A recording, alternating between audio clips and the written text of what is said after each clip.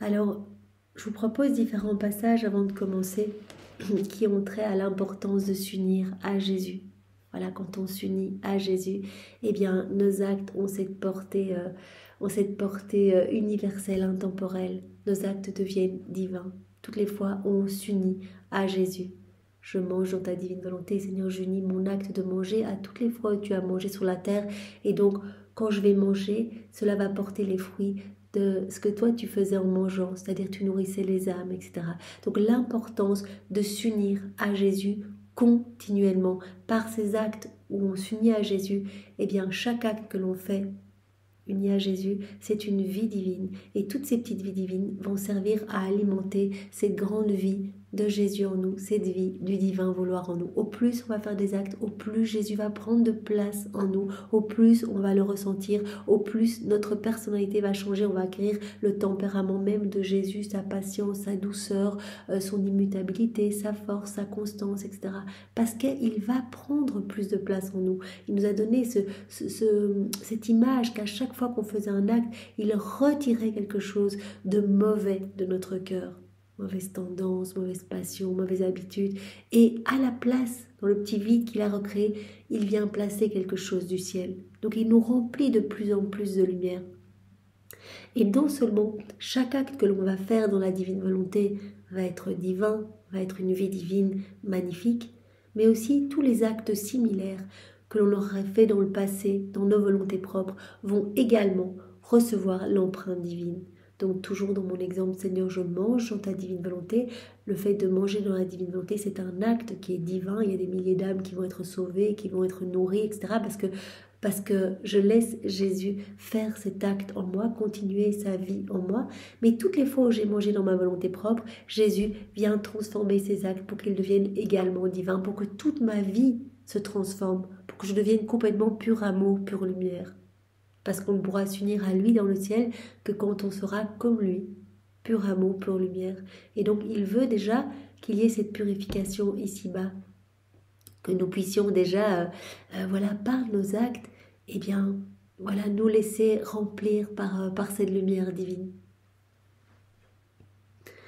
Alors, au tout début du volume 11, il y a cette petite prière de Louisa qui est vraiment très belle.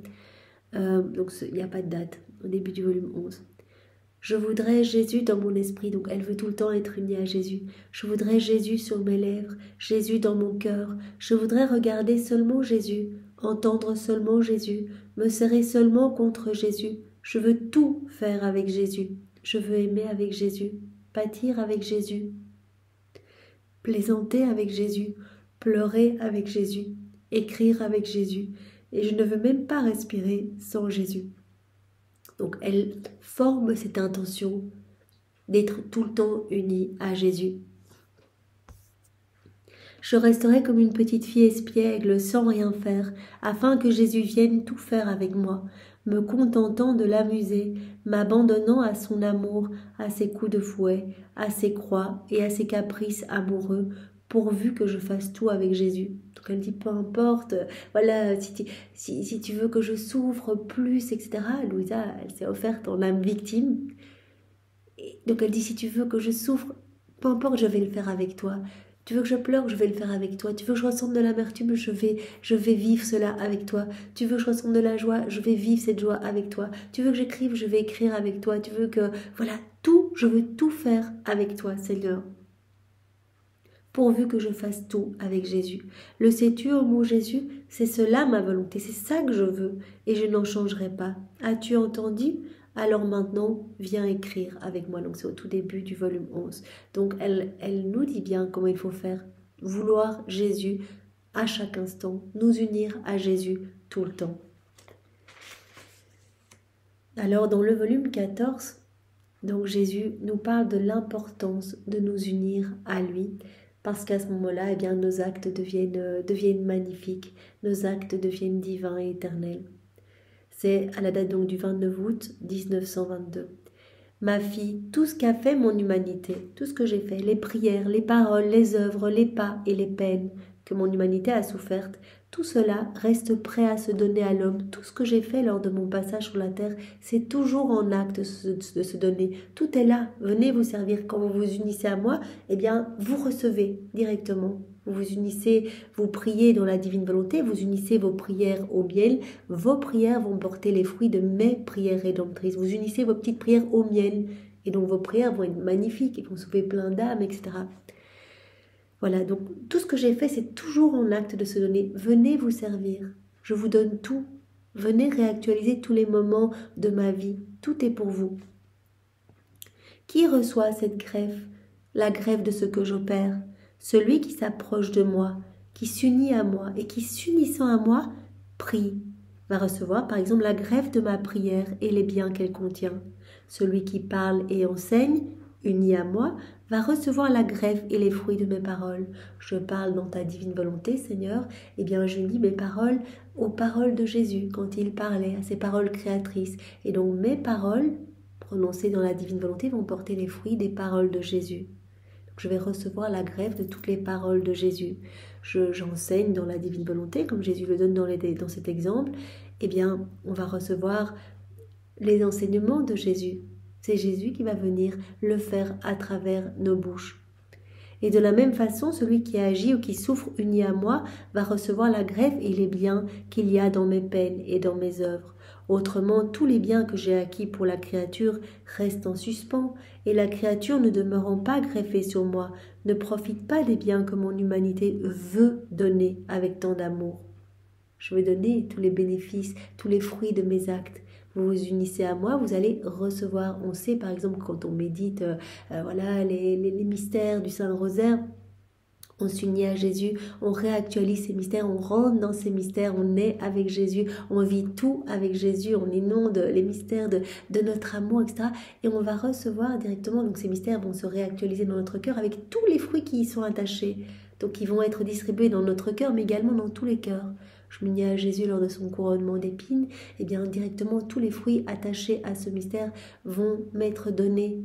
L'humilité, voilà, tout ce que Jésus nous a gagné dans ce mystère. La patience, la douceur, garder le silence dans les épreuves, etc. Et donc cela va m'être donné si je médite ce moment uni à lui, mais cela va être également distribué dans chaque cœur. Donc il y a vraiment des bienfaits qui vont se répandre dans chaque cœur.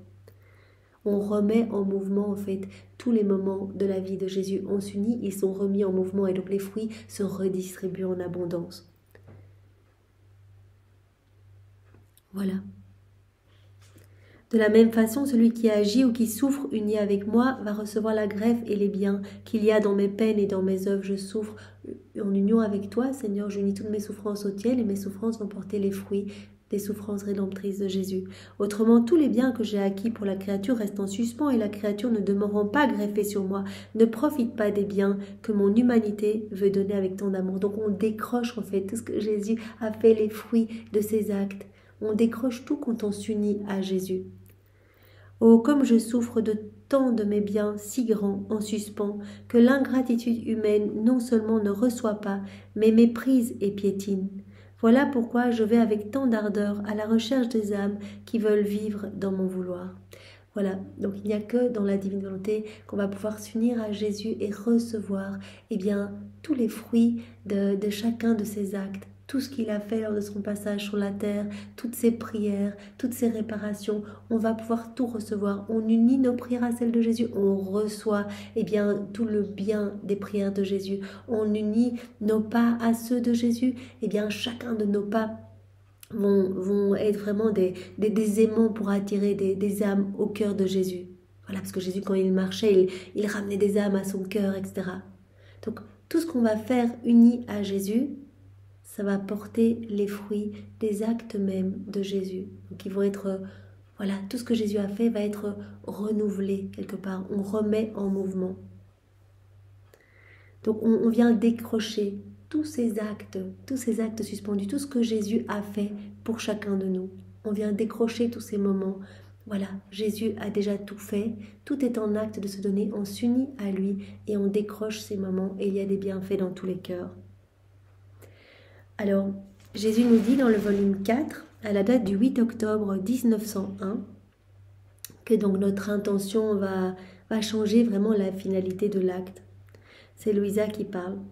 Ce matin, après avoir éprouvé bien de la peine dans l'attente de mon adorable Jésus, toutefois en l'attendant, je faisais tout ce que je pouvais pour unir avec l'intérieur de notre Seigneur ce que j'étais en train de faire intérieurement. Donc elle reste, même si elle souffre de ne pas voir Jésus, donc elle est dans cette amertume, etc. Mais elle reste focus pour s'unir tout le temps. Tout ce qu'elle est en train de faire, elle l'unit à Jésus, elle est en train de prier, elle unit ses prières à Jésus, elle est en train de réparer, elle est en train de souffrir, bien elle unit ses souffrances à celles de Jésus lors de son passage sur la terre. Voilà, je faisais tout ce que je pouvais pour unir avec l'intérieur de notre Seigneur ce que j'étais en train de faire intérieurement, dans l'intention de lui donner toute la gloire et la réparation que lui donnait sa très sainte humanité. Avec l'intention de lui faire plaisir, de le glorifier. On s'unit avec l'intention vraiment de l'aimer et de lui ramener des âmes. Maintenant, tandis que je faisais cela, le béni Jésus est venu et m'a dit « Ma fille, quand l'âme se sert de mon humanité comme moyen pour agir, qu'elle s'unit à mon humanité, qu'elle s'unit à tout ce que j'ai fait lors de mon passage sur la terre, ne serait-ce qu'une pensée, une respiration, un acte quelconque, ce sont comme autant de pierres précieuses qui sortent de mon humanité et se présentent devant la divinité. » Toutes les fois, on s'unit à Jésus. Voilà, nos respirations, Jésus dit nos pensées, tout. On s'unit aux pensées de Jésus lors de son passage sur la terre. On unit nos respirations aux respirations de Jésus lors de son passage sur la terre. Jésus dit, sont comme autant de pierres précieuses qui sortent de mon humanité et qui se présentent devant la divinité. Et vu qu'elles sortent par le moyen de mon humanité, elles ont les mêmes effets que ce que je faisais lorsque j'étais sur la terre. Voilà, on remet en mouvement. J'unis mes respirations aux tiennes, Seigneur. Tous les moments où tu respirais, toutes tes respirations lors de ton passage sur la terre, tu donnais le souffle aux âmes, tu créais des âmes, tu les enveloppais dans ton souffle divin, tu les enveloppais de grâce, etc. Par mes respirations, Jésus peut continuer ce qu'il faisait. Et donc, en faisant cela, Jésus explique qu'il y a comme des pierres précieuses qui sortent de son humanité et qui viennent se déposer, présentées aux pieds de l'Éternel, présentées devant la divinité. Et vu, Jésus dit qu'elles sortent par le moyen de mon humanité, elles ont les mêmes effets que ce que je faisais lorsque j'étais sur la terre. Donc nos actes ont les mêmes effets que ce que Jésus faisait lors de son passage sur la terre, quand on unit nos actes aux siens. Et à chaque fois qu'on fait des actes dans la divine volonté, sont comme des pierres précieuses qui sortent de l'humanité de Jésus. Ils se présentent devant la divinité. Et moi, mes seigneurs, je sens en moi comme un doute. Comment se peut-il que par cette simple intention, simplement m'unir à toi, cette simple intention d'agir, même dans les moindres choses, à les regarder, ce sont des riens, des choses vides. Voilà, respirer, manger, boire, marcher, dormir, etc. Enfin, tous nos petits actes, ce sont de simples choses, de moindres choses. À les regarder, ce sont des riens, des choses vides. Comment se fait-il que cette seule intention d'être unie à toi et de te plaire seulement à toi semble les remplir complètement? Ces actes semblent magnifiques, semblent des soleils éternels, infinis, amenant du bien partout, des bénédictions et des grâces dans tous les cœurs. Ces actes ont les mêmes effets que tes actes à toi, quand nos actes sont unis aux tiens. Comment cela se fait-il, alors qu'il y a vraiment juste cette intention de s'unir à toi? Comment se fait-il que toi, tu les élèves de cette façon sublime, les faisant paraître quelque chose de très grand? Jésus répond, « Ah, ma fille, un rien, un vide, telle est l'action de la créature. Serait-elle une grande œuvre? Mais c'est le fait d'être unie à moi et la simple intention de me plaire qui la remplit. » Donc le simple fait de s'unir à Jésus avec l'intention de le glorifier, de lui plaire, c'est cela qui fait que nos actes deviennent ces soleils magnifiques. Et comme ce que je fais, même une simple respiration, surpasse infiniment toutes les œuvres des créatures réunies, voilà ce qui la rend si grande. Donc voilà, tu unis tes tout petits actes à l'immensité de mes actes quelque part. Ce que je fais, ça surpasse tout ce que font toutes les créatures réunies. Parce que même un seul de mes actes, ça surpasse tout. C'est magnifique. C'est un acte divin. Eh bien, tu vas unir ton petit acte à mon acte divin et donc ton acte va être divin. Ton acte va être vidé de ce qu'il y a d'humain pour être rempli de mon acte divin. Et alors, dans le même sens, à la date du 28 novembre 1906, Jésus nous dit qu'au plus on va s'unir à lui, dans tout ce que l'on fait, vous voyez Louisa, c'est ce qu'elle faisait tout le temps, elle restait unie, collée à Jésus, au plus on va s'unir, au plus cette vie de Jésus va grandir en nous, cette vie du divin vouloir, cette vie de sainteté, cette vie divine va grandir en nous. Donc c'est Jésus qui va grandir en nous, au plus on va faire nos actes. Parce que chacun de nos actes va servir, comme nous le savons, de nourriture, d'aliment pour alimenter cette vie du divin vouloir. Donc à la date du 28 novembre 1906, volume 7, Louise a dit « Mon pauvre état, continuant, à peine ai-je vu le béni Jésus qu'il a semblé se transformer complètement en moi. » Donc là, elle sent que Jésus est vraiment identifié à elle, elle le ressent en elle. Elle le ressent fort en elle, elle ressent son souffle, le souffle de Jésus dans le sien, elle ressent les yeux de Jésus dans ses yeux à elle, les mains de Jésus dans ses mains, etc. C'est vraiment ce que nous sommes appelés à vivre, c'est pour cela qu'il faut continuer. Jésus nous a demandé hier, par tous ces passages en introduction, d'être dans la continuité. Jésus nous montre aujourd'hui l'importance de cette continuité, de cette union avec lui. Il nous explique qu'à chaque fois qu'on s'unit, nos actes sont divins, magnifiques, parce que nos actes vont porter vraiment les mêmes effets que ses actes à lui. Et alors, cette vie divine grandit en nous. Cette vie de sainteté, cette vie de lumière, cette vie d'amour grandit en nous. Mon pauvre état continuant, à peine ai-je vu le béni Jésus qu'il a semblé se transformer complètement en moi. Au point que si moi je respirais, je sentais son souffle dans le mien. Si je bougeais un bras, je sentais bouger le sien dans le mien. Et de même pour tout le reste. Donc elle sent vraiment Jésus en elle. Tandis que je faisais cela, il m'a dit « Ma fille bien-aimée, tu vois dans quelle étroite union je suis avec toi. C'est ainsi que je te veux, toujours unie étroitement et totalement à moi. » Voilà, Jésus qui lui montre, il est totalement uni à elle. Je te veux toujours unie à moi. Et ça, Jésus s'adresse à nous, continue tes actes, parce que je veux vraiment prendre toute la place en toi. Je veux que ton corps me cache, mais que ce soit moi à l'œuvre en toi à chaque instant. C'est ainsi que je te veux unie étroitement et totalement à moi.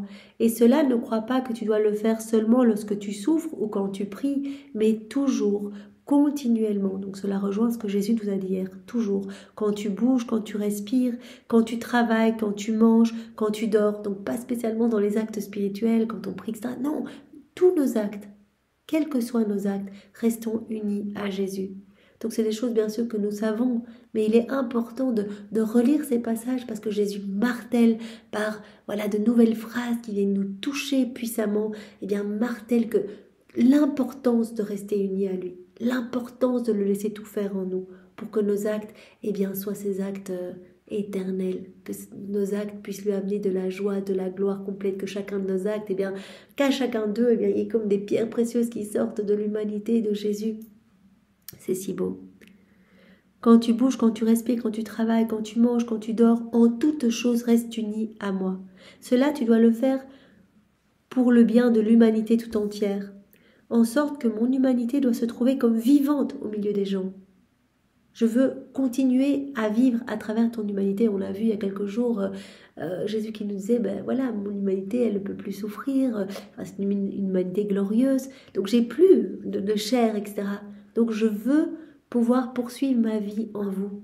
Quand vous me donnez vos oui, je prends de la place, j'utilise vos mains, j'utilise vos battements de cœur, j'utilise votre souffle, etc. pour sauver des âmes, pour continuer à toucher les cœurs autour de moi. J'utilise vos bouches pour parler, j'utilise vos regards pour regarder mes enfants, pour les toucher, pour vraiment qu'ils se sentent profondément attendris par mon regard d'amour les regardant. Tu dois le faire pour le bien de l'humanité, rester toujours uni à moi, parce que moi, à travers toi, je sauve des milliers d'âmes, à chaque acte que tu fais, et tu verras cela dans le ciel.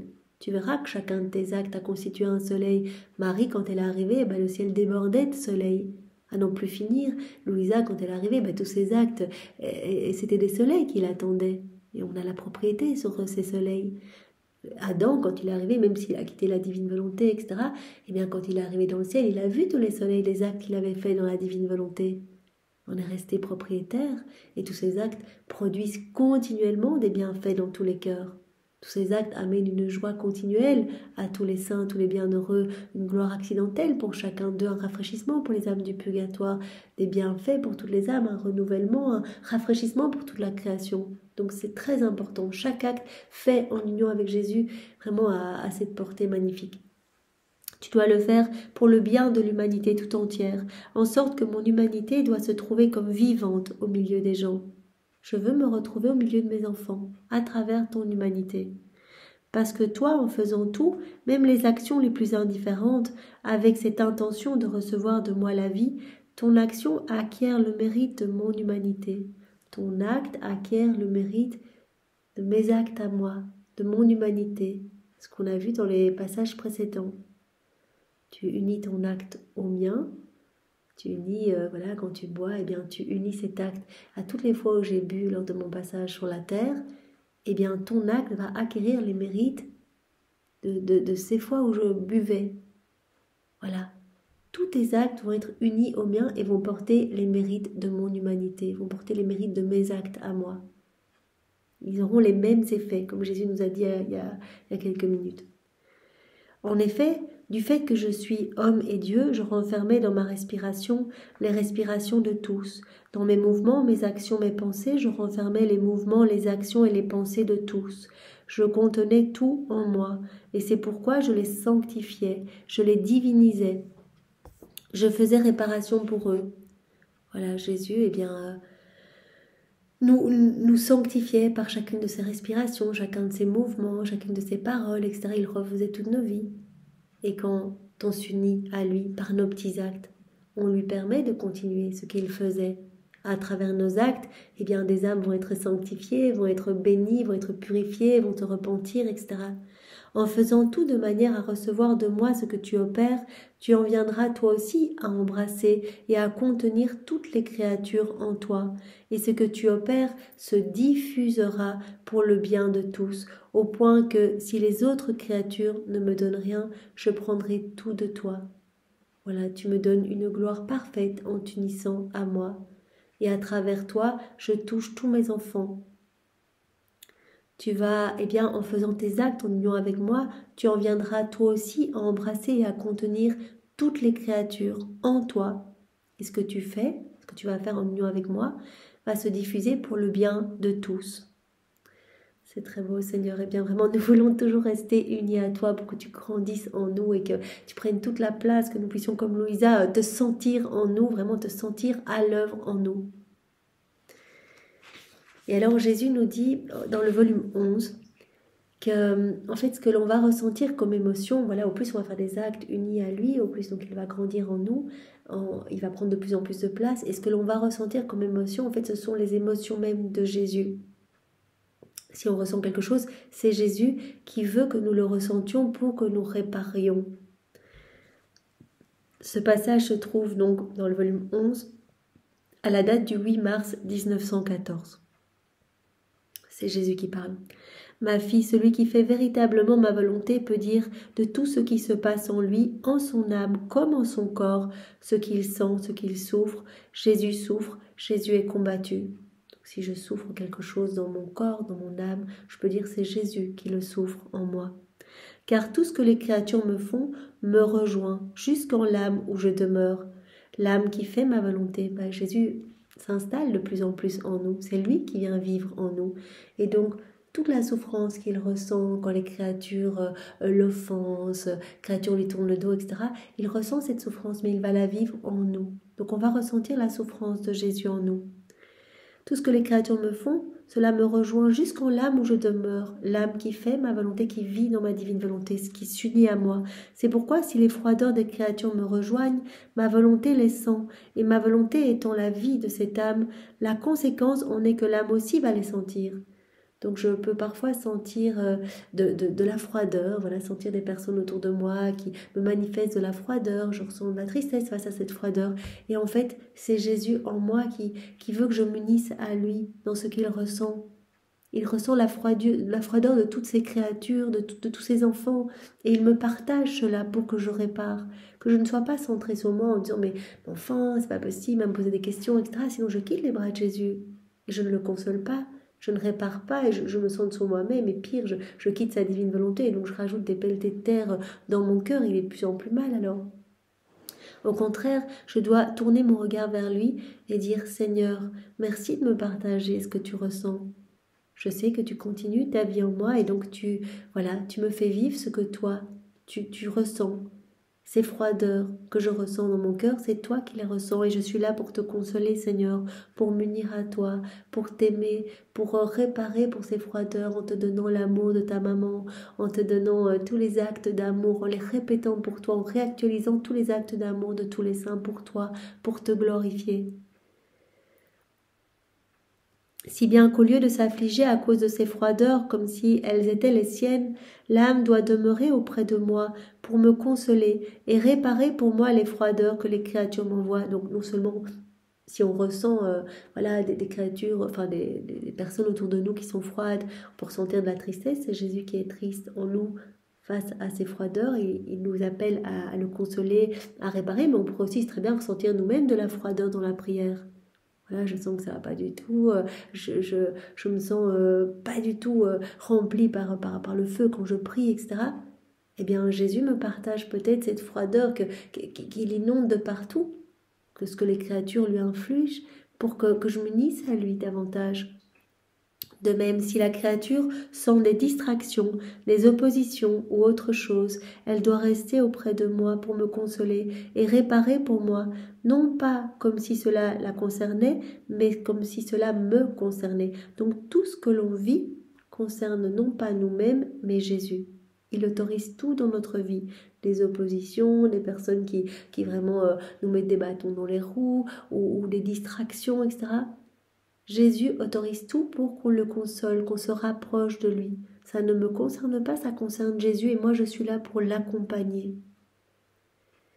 C'est pourquoi l'âme qui vit de ma volonté sentira bien des peines, de toutes sortes, selon les offenses que me font les créatures, mais cela de façon inattendue et comme par surprise. Voilà, on va pouvoir ressentir, je ne sais pas, peut-être parfois un sentiment d'impatience.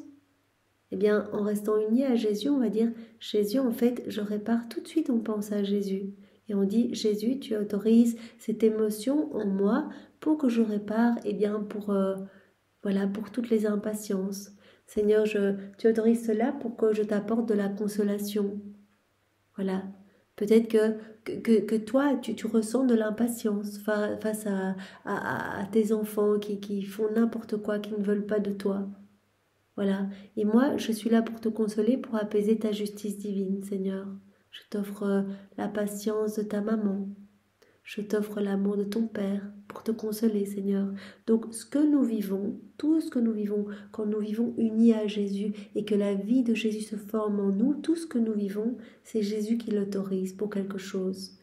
Et nous devons tout prendre comme situation qui concerne Jésus. On ne doit pas se centrer sur nous en disant voilà, je ressens ça, je ressens ça. C'est Jésus qui veut me partager quelque chose à travers cette situation. Une souffrance, Jésus qui veut bien, que je lui ressemble à travers cette souffrance. Des calomnies, des jugements, etc. Eh bien, Jésus qui prolonge sa vie en moi, je l'autorise à prolonger sa vie en moi, eh bien, voilà, vis ces calomnies, ces souffrances. Si je les unis à celles de Jésus, Seigneur, vraiment, je vis tout avec toi. Je te laisse vivre cela en moi. Eh bien, ce que je vais ressentir, ce que je vais vivre, cela va porter un fruit incroyable. Cela va porter du fruit. Le fruit des souffrances même de Jésus, quand il était calomnié tout au long de sa passion, etc. Donc c'est très bien expliqué dans les 24 heures, je ne sais plus exactement quelle heure, je pourrais vous mettre ça en annotation, mais il y a vraiment des réflexions après certaines des heures où Jésus parle de cela, que ce que l'on ressent, en fait, cela concerne Jésus. Jésus l'autorise en nous pour qu'on se rapproche de lui, pour qu'on le console, pour qu'on répare. De même, cette créature éprouva-t-elle des joies éprouvera-t-elle des joies et des contentements indescriptibles. Donc on va ressentir autant des peines, la froideur, etc. Ben, c'est Jésus qui continue sa vie en nous. Et donc il va nous faire ressentir ses peines à lui, etc. Mais on va aussi ressentir des joies et des contentements indescriptibles. On va déjà toucher le ciel, goûter déjà le ciel. Et si dans un cas, elle doit s'occuper de me consoler et de réparer, pour moi, dans les joies et les contentements, elle doit s'occuper de se réjouir. Seigneur, je vis toutes ces joies dans ta divine volonté, totalement unie à toi. C'est magnifique, merci de me partager ça. Et c'est ainsi que ma volonté trouve mon compte. Sinon, elle resterait contristée sans pouvoir déployer ce que renferme mon vouloir. Donc voilà, donc Jésus qui vient vivre en nous et ce que nous ressentons, eh bien, en fait, c'est Jésus qui le ressent en nous. C'est vraiment important. Et alors à la date, toujours dans ce volume 11, à la date du 9 juillet 1915, Jésus poursuit dans ce même sens. Désormais, mon humanité n'est plus capable de souffrir, plus capable de pâtir. Non, mon humanité est glorieuse. Donc je viens souffrir à travers mes enfants. Je continue ma vie à travers mes enfants. C'est pourquoi je vis en celle qui fait ma volonté, qui s'unit à moi, qui vit dans ma divine volonté. Elle me sert d'humanité de surcroît. On est comme une autre humanité pour Jésus. C'est pourquoi l'âme sent d'un côté l'amour, la paix, la fermeté dans le bien, la force, etc. Et d'un autre côté, elle ressent les froideurs, les blessures, la fatigue. Oui, on va ressentir cette force, cette vie divine grandir en nous, la force, la constance, la patience, la douceur. Jésus va nous donner tous ces attributs divins. On peut aussi ressentir les blessures, parfois on peut ressentir une grande tristesse. C'est Jésus en fait, c'est Jésus qui est triste en nous et qui nous appelle à le consoler. On peut ressentir parfois de la fatigue, Jésus qui est fatigué de nous voir tellement nous embourber dans le péché, Jésus qui est vraiment épuisé, qui attend par tous ces stratagèmes d'amour de nous ramener dans ses bras. Voilà, il vient vivre cela en nous. On l'autorise à vivre en nous, alors il vient tout vivre en nous. Donc parfois on peut ressentir vraiment cette fatigue. Parfois on peut ressentir aussi que notre amour n'est jamais accueilli. Voilà, c'est Jésus qui autorise vraiment ce ressenti en nous. C'est lui en fait qui le vit en nous. C'est pourquoi si l'âme demeure complètement dans ma volonté et prend tout cela non comme ses propres affaires mais comme des choses que moi je souffre, elle ne se laissera pas abattre, mais elle compatira avec moi et aura l'honneur que je lui donne part à mes peines. Car cette âme n'est autre qu'un voile qui me recouvre, et elle ne sentira que les blessures des piqûres et du froid, mais c'est en moi qu'elles pénétreront jusque dans mon cœur. Donc restons concentrés sur Jésus, nous ne sommes que des voiles cachant sa divinité, le cachant à l'œuvre. Et donc si on reste focus sur un sentiment de tristesse que l'on ressent, on se dit mais non c'est affreux, qu'est-ce qui se passe, etc. Non, Jésus l'autorise en nous, parce qu'il continue sa vie en nous. Donc ce sont ces tristesses. Donc directement, Jésus, mon amour, ça va, tu ne te sens pas bien, tu es triste, je te prends dans les bras, je viens sécher tes larmes, je m'unis à toi, je vis tout avec toi, Seigneur, cette tristesse, je la vis vraiment unie à toi. Je viens te recouvrir de tous les chants des anges, des rires d'enfants pour te redonner de la joie. Donc toujours rester fixé sur Jésus, pas sur nous-mêmes, sur Jésus. C'est très beau, Seigneur, merci. Donc vraiment, par ces différents passages, tu nous as montré l'importance de nous unir à toi à chaque instant. Donc dans les premiers passages, tu nous as montré dans les petits actes du quotidien combien nos actes devenaient magnifiques et divins quand on s'unissait à toi, quand on unissait nos actes à tes actes, que nos actes allaient porter les fruits de tes actes à toi. Et puis tu nous as montré que acte après acte, tu prenais de plus en plus de place en nous. Et donc vraiment tu grandissais complètement en nous. Et que au point tel qu'on va ressentir ce que tu ressens en fait. Que tu vas autoriser dans notre vie ces émotions. En fait, tu vas prolonger ta vie en nous, Seigneur. Et donc tu nous appelles vraiment à garder toujours nos yeux sur toi, à nous unir à toi et à garder toujours nos yeux sur toi pour t'aimer au nom de tous les hommes, de toutes les générations.